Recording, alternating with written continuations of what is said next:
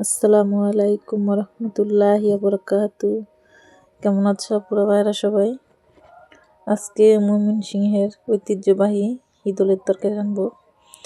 ইদলের সানুন বলে, তাই এখানে লাউয়ের ডুগা নিচ্ছি আর বিচিওয়ালা সিম, নতুন আলু, এগুলো দিয়ে রান্না করব। সাথে বেগুনও থাকবে। তার প্রথমে লাউ পাতাটা আমি বেছে নিচ্ছি, কয়েকটা ডুগা দিব আর কয়েকটা পাতা বেছে নিয়ে দিয়ে দিব উড়ি।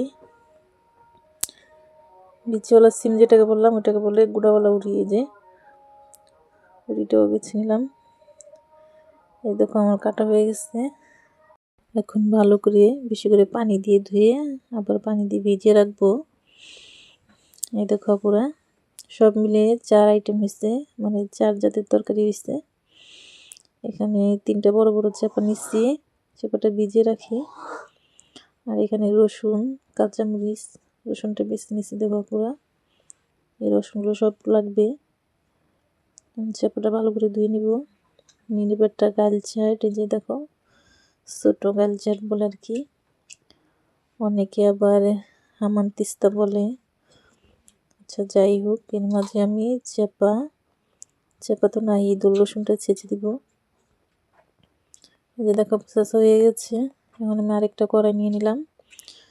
শাকটা ভালো করে ধুয়ে কড়াইতে দিয়ে দিব।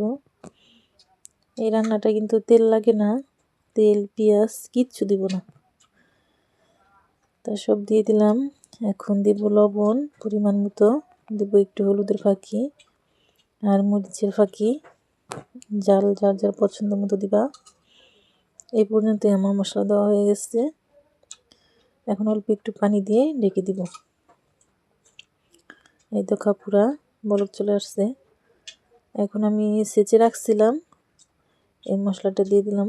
এখানে আছে হিদল, রসুন আর কাঁচামরিচ দিয়ে সব কিছু লাড়া দিয়ে মিশিয়ে আবার জাল দিতে হবে।